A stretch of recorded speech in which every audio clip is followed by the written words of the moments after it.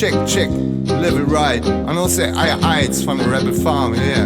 I know say one love, one aim, one destiny. Hiya, I them say more.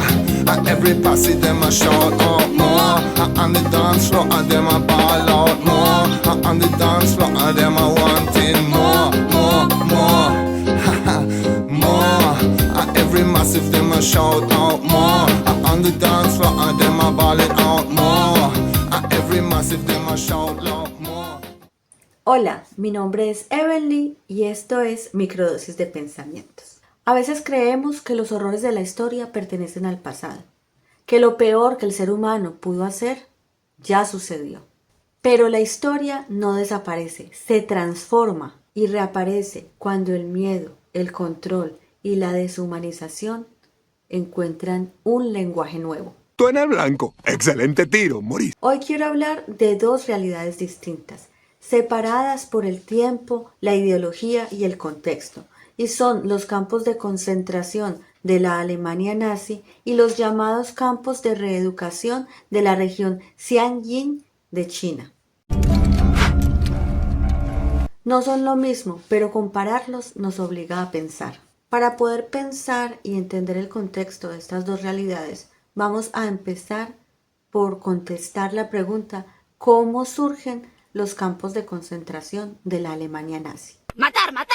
Estos primeros campos de concentración surgen en Alemania en 1933, cuando Adolf Hitler llega al poder. ¡Se inicia la guerra! Al inicio no eran unos campos de exterminio, su propósito era otro. Entre ellos, encarcelar a opositores políticos, silenciar disidentes y aislar a quienes el régimen consideraba peligrosos. Pero con el tiempo el sistema se expandió y se transformó. Mi corazón tiene pura maldad. Se encarceló a judíos, gitanos, personas con discapacidad, homosexuales, Muy bien, el que sigue. testigos de Jehová, prisioneros políticos y prisioneros de guerra. Y con el tiempo algunos se convirtieron en centros de exterminio industrializados. El más conocido es el de Auschwitz. ¡Oh! ¡No! ¡No! ¡No! Allí la deshumanización se convirtió en sistema y las personas dejaron de ser personas y se convirtieron en números. Oye, esa jugada estaba pensada así. Y nosotros nos preguntamos, bueno, ¿y esto para qué existía? Es inconcebible, pero ¿para qué se suponía que existían? El sistema nazi buscaba eliminar a quienes consideraba indeseables, purificar racialmente a la sociedad, imponer una ideología totalitaria y controlar mediante el terror. El campo no era solo un lugar físico, era una herramienta de poder. Fue un gran tiro, ¿no crees? Pero finalmente, ¿cómo terminaron estos campos de concentración? Hay que acabar con esta fiesta. Los campos de concentración terminaron en 1945 con la derrota de la Alemania nazi, con el fin de la Segunda Guerra Mundial. ¡No contaban con mi astucia! Las tropas aliadas liberaron estos campos y revelaron al mundo esta triste realidad. Es tiempo de terminar esto. Después de haber revelado esta realidad, vienen los juicios de Nuremberg, la tipificación de crímenes contra la humanidad y la Declaración Universal de los Derechos Humanos. De verdad parece que esto es el final. El mundo prometió nunca más, pero la historia no termina ahí. Bueno, ¿por qué la historia no termina ahí? Porque aparecen otras realidades, como lo son los campos de reeducación. Resulta que, bueno, para comprenderlo mejor tenemos que entender que en China existe una región llamada Xinjiang y allí vive el pueblo uigur. Uigur, bueno, no sé cómo se pronuncia, pero acá se los escribo. ¿Quiénes son estas personas? Ellos son un grupo étnico túrquico, la mayoría son musulmanes sumí y tienen una identidad cultural distinta a la mayoría hanchina. Para muchos augures, la tradición, la lengua y la religión son parte esencial de su identidad. Teniendo claro esto, este contexto, podemos ya entrar a revisar qué son los centros de reeducación en China y porque esta comunidad hace parte fundamental de estos centros de reeducación. Y aquí es cuando vamos a ello. Desde mediados de la década del 2010, investigaciones académicas, periodísticas y organizaciones de derechos humanos han documentado centros de detención masiva en la región de Xinjiang. Les va a dar pesadillas a los padres. Aunque el gobierno chino los describe como centros de formación vocacional y prevención del extremismo.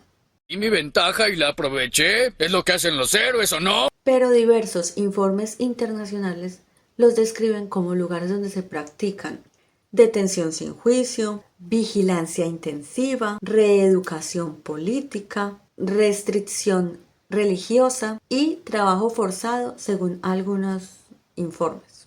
Las estimaciones sugieren que incluso más de 1 millón de personas han pasado por estos centros. ¡Eso sí que es otra onda! Aquí es cuando podemos comprender por qué teníamos que entrar a analizar un poquito lo que es la población de esta región de China.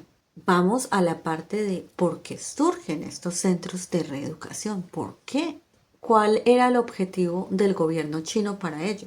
El gobierno chino afirma que estas medidas buscan combatir el extremismo religioso, prevenir el terrorismo, garantizar la estabilidad social y promover la integración nacional.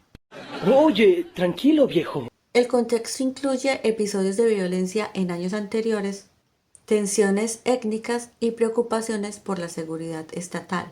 Sin embargo, hay críticos que argumentan que las políticas lo que buscan es asimilación cultural forzada, erosión de la identidad uigur, o sea, acabar con esa ideología que es lo que les decía que para ellos es arraigado, sus tradiciones, su cultura, su religión, todo. Entonces es acabar con eso totalmente. Y un control social intensivo. ¡Psicópata! ¡Llévenselo! ¿Cuáles son las diferencias más importantes entre los campos de concentración de la Alemania nazi y los campos de reeducación en China? Porque comparar no es equiparar. Los campos nazis formaban parte de un sistema genocida. Los centros en China se presentan oficialmente como programas de reeducación y seguridad. ¡Caray! Parece que no sabes decir otra cosa. Pero la verdadera comparación surge en torno a varias cosas. Entre ellas está la detención masiva sin un debido proceso, el control ideológico, la deshumanización burocrática y la vigilancia y el disciplinamiento social. Aquí es cuando la historia nos obliga a observar con cuidado. ¡Santa cachucha! ¡Ya dijo la frase! Ya sabemos que los campos de concentración desaparecieron en 1945, pero ¿y los centros de reeducación? Ah, no chingues, no mames, qué pedo. No. La madre. Pues todavía siguen siendo parte del debate internacional. Y aunque China asegura que muchos de estos centros han sido cerrados y que las políticas que ellos aplican allá adentro han ido evolucionando, los investigadores y los organismos internacionales siguen reportando que existe la vigilancia extensiva, que se siguen dando restricciones culturales y religiosas, que se dan sistemas de control digital. Así que actualmente es un tema que sigue siendo controversial. ¿Qué podemos reflexionar de todo esto? Claro, hay como que... No. Lo que podemos reflexionar acerca de estas dos instituciones, por llamarlos de alguna manera, es que la historia nos enseña algo muy incómodo. Y una cosa de esas es que la deshumanización rara vez comienza con una violencia visible. Me va a doler, no me va a doler, no me va a doler, no me va a doler. Por el contrario, comienza con palabras, con categorías, con miedo, con la idea de que algunos deben ser corregidos, reeducados o eliminados. Bueno, sí. Y aunque no todas las realidades son iguales, como pasa en estas dos instituciones, en estas dos modalidades, en estas dos realidades, en estos dos centros, que están en diferentes puntos de la historia, todas nos obligan a preguntarlo. ¿Qué ocurre cuando el Estado decide qué identidad es aceptable y cuál debe desaparecer? Caray, creo que todos son tontos menos yo. Tal vez el peligro no siempre se presenta como horror inmediato.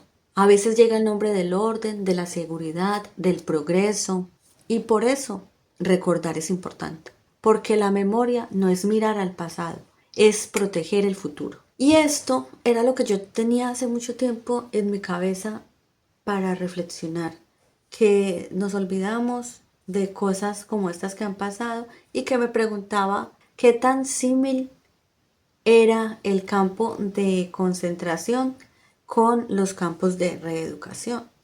Y aunque no se han mostrado, no se han evidenciado el punto total, ese punto cúspide de ser un exterminio, como pasó en ese momento, sí se ven como ciertos visos que nos hacen pensar en ese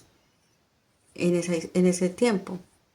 Bueno, quería como hacer esa comparación, hacer esa reflexión, pensar un poquito en cómo algo tan simple puede convertirse en algo tan grave y como que conociéramos un poquito de que existen hoy en día estos campos de reeducación y qué está pasando también en esos lugares.